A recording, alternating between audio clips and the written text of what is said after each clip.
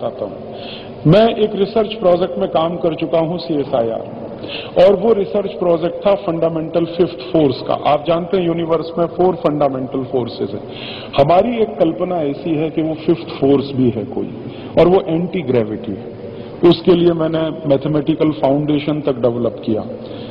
पहले तो एजम्पशंस थे, फिर मैथमेटिकल फाउंडेशन में मैं गया, फिर एक्सपेरिमेंटल वेरिफिकेशन का काम हमने शुरू किया। उसी समय हमारे ये बारे में खबर लग गई जर्मनी के कुछ वैज्ञानिकों को। वहां पर एक मैक्स प्लैंक रिसर्च इंस्टीट्यूट है, उनको पता चल गया कि हिंदुस्तान में ऐसा कुछ काम हो रहा है, तो उन्होंने हमको ऑफर कर दिया कि अब तो आप यहां आ जाइए, यहां पे करिए, हम आपको बिलियंस ऑफ डॉलर प्रोवाइड करेंगे। तो हमने कहा नहीं जी, ये संभव नहीं है, हमें तो हमारे देश में कुछ करना है। तो कहने लगे आपके देश में तो फैसिलिटीज नहीं है। तो मैंने कहा नहीं है तो क्या हुआ? जगदीश चंद्र बसु ने जब काम किया था तो उनको भी फैसिलिटीज नहीं थी, तो क्या वो अमेरिका भाग गए थे रिसर्च करने के लिए? वो यहीं पे रह के काम करते थे। तो फिर उन्होंने धमकी देना शुरू किया कि ऐसा कर देंगे, वैसा कर देंगे। फिर गवर्नमेंट ऑफ इंडिया को उन्होंने कहा कि आप तो प्रेशराइज करिए इन लोगों को। एक ग्रुप था हमारा, वो ग्रुप के वैज्ञानिक इस काम में लगे हुए थे, तो वो कहते थे इनको प्रेशराइज करो पैसे की मदद से, किसी भी मदद से। ये हमको या तो सरेंडर कर दें ये पूरी रिसर्च, या ये तय कर लें कि पेटेंट हम नहीं लेंगे, वो लेंगे जर्मनी वाले, मैक्स प्लैंक रिसर्च इंस्टीट्यूट। तो मेरे मन में क्या रिएक्शन था वो मैं बताता हूं आपको। ये जो देखिए सिविलाइजेशन की जो बात होती है वो यहां पे आती है। मेरे मन में रिएक्शन ये आया कि अगर मैं, 2 रास्ते थे मेरे सामने। एक रास्ता ये था कि मैं सरेंडर कर दूं मेरी रिसर्च को, कुछ पैसा मुझे मिल जाए, मैं करोड़पति हो जाऊं, मजे का जीवन बिताऊं, या जर्मनी चला जाऊं। एक और रास्ता था कि मैं उनसे झगड़ा करूं और कहूं कि सवाल ही नहीं उठता, ये मेरा है, मैं रखूंगा, तुमको इंटरनेशनल कोर्ट में जाना है वहां चले जाओ, विपू में जाना है वहां चले जाओ, मैं तुमको फाइट करूंगा, ऐसा करूंगा, वैसा करूंगा। तीसरा और आखिरी रास्ता था जो हमको बहुत पसंद आता है, मैंने कहा रिसर्च ही बंद कर दो, काय का झगड़ा लेना। होगा क्या कि हम रिसर्च करेंगे, पेटेंट उनको हो जाएगा, तो टेक्नोलॉजी वो बनाएंगे। अब इसमें टेक्नोलॉजी कहां से आएगी? अगर ये तय हो जाए कि कोई फंडामेंटल फिफ्थ फोर्स है, और ये भी तय हो जाए कि वो एंटी ग्रेविटी है, तो ये जो सैटेलाइट कम्युनिकेशन का फील्ड है, ये तो हमारे लिए बिल्कुल खुल जाएगा। बहुत अपार संभावनाएं इसमें हो जाए, और हम बहुत कम पैसे में दुनिया के मास्टर हो सकते हैं अगर ये हमें तय हो जाए। तो मुझे लगता था कि हमारे यहाँ टेक्नोलॉजी बनेगी तो क्या रास्ते पे जाएगी?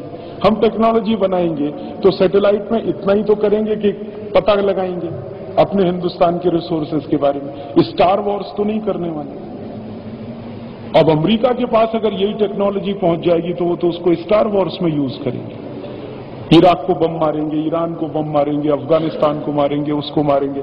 तो मेरे मन में आया कि ये बंदी कर दो ना काम। हमारी गवर्नमेंट का कोई भरोसा नहीं है, कब वो जर्मन के सामने सरेंडर कर देंगे और कहेंगे तो अच्छा चलो इतने बिलियन डॉलर मिलता है तो चलो ले लो। तो गवर्नमेंट का चूंकि भरोसा नहीं और अपने को उनसे झगड़ा नहीं करना, तो एक रास्ता हमने ढूंढ लिया कि इस प्रोजेक्ट को ही बंद कर दो। तो मेरे जो गाइड थे डॉक्टर MP कौशिक, उन्होंने कहा कि जब हमारी ताकत और हैसियत होगी फिर बंद करेंगे, फिर शुरू करेंगे, अभी फिलहाल बंद कर दो। तो हमने प्रोजेक्ट बंद कर दिया। तो ये कॉन्सेप्ट की बात है। अब मेरे दिमाग में जब भी उस बात को लेके विचार आते थे, आज भी आते हैं या पहले भी आते थे, तो मैं यही सोचता था कि मेरे इस रिसर्च का काम अगर मैं कोई इस्तेमाल करूंगा, कोई टेक्नोलॉजी के फील्ड में जाऊंगा, तो मुझे तो सैटेलाइट के फील्ड में हिंदुस्तान को कुछ आगे ले जाने की बात, सेल्फ सफिशिएंसी की बात दिखती थी। उनको क्या दिखता है कि इसको हम यूज करके दुनिया के ऊपर राज करेंगे, स्टार वॉर्स के मास्टर हो जाएंगे, हम मिसाइल्स को ऐसे डिजाइन करेंगे, वैसे डिजाइन करेंगे, ये सब उसमें जाता है। तो ये जो सिविलाइजेशनल कॉन्सेप्ट है, ये टेक्नोलॉजी के डेवलपमेंट में बहुत बड़ी भूमिका निभाता है। हमारी सिविलाइजेशन की जो मान्यताएं हैं, उसी के हिसाब से हम टेक्नोलॉजी बनाते हैं, और हमारी जो मान्यताओं के विरुद्ध है वो टेक्नोलॉजी में हम नहीं जाते हैं।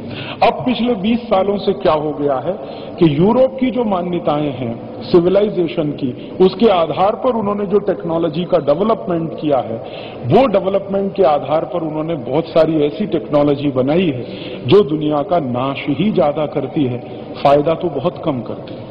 आप देख लो, यूरोप और अमेरिका के पास इस समय जितनी भी टेक्नोलॉजी है, अगर आप उसको क्लासिफाई करने की कोशिश करें तो 70 से 80% टेक्नोलॉजी उनकी ऐसी है जो मास डिस्ट्रक्शन की है। 70 से 80%।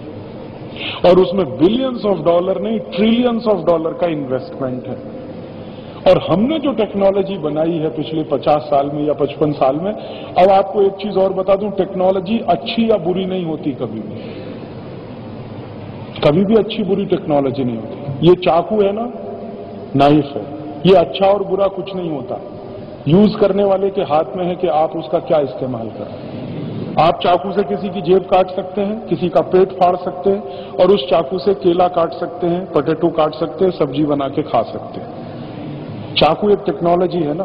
अब अगर आप ये वेस्टर्न लोगों के हाथ में दे दोगे तो वो पेट फाड़ने का सोचेंगे, जेब काटने का सोचेंगे, और हिंदुस्तानी या ईस्टर्न लोगों के हाथ में दोगे तो वो सब्जी काट के ही खाएंगे उससे। वो किसी की गर्दन काटने का भी नहीं सोच सकते कि ये चाकू गर्दन भी काट सकते। और अगर आ गया है घर में ना, तो बड़े संभाल के रखेंगे उसको। देखते हैं ना, छोटे घर में बच्चे हों, चाकू भी रखा हो तो क्या करेंगे? बच्चे को कहेंगे लो काटो अपनी उंगली, पेट, अरे रे छूना नहीं, छूना नहीं, छूना नहीं। ये कॉन्सेप्ट है। माने इससे कुछ नुकसान नहीं कर लेना तुम अपना। माने हमें मालूम है कि वो टेक्नोलॉजी से नुकसान भी होगा, फायदा भी होगा। इसलिए ये डिबेट नहीं करना चाहिए कि टेक्नोलॉजी अच्छी है या खराब है। स्टार वॉर्स की टेक्नोलॉजी अच्छी है या खराब है, उनके लिए बहुत अच्छी हो सकती है, मेरे लिए खराब है। ये रिलेटिविटी का सवाल है ना। मेरे लिए, मेरे कॉन्सेप्ट में स्टार वॉर्स बहुत खराब हो सकता है, एटम बम बहुत खराब हो सकता है, हाइड्रोजन बम बहुत खराब हो सकता है, केमिकल बम बहुत खराब हो सकता है, एंथ्रेक्स बहुत खराब हो सकता है। लेकिन यूरोप और अमेरिका के लिए हो सकता है वो बहुत अच्छा हो, क्योंकि उन्हें अपना उद्देश्य हासिल करने में वो टेक्नोलॉजी की मदद मिलती है तो वो करेंगे, उनके लिए बहुत अच्छी हो सकती है। तो ये बहस नहीं चलती कभी भी दुनिया में कि ये अच्छा है या ये बुरा है। ये भी बहस नहीं होती कभी भी कि उनकी टेक्नोलॉजी ऊंची है और हमारी नीचे। टेक्नोलॉजी का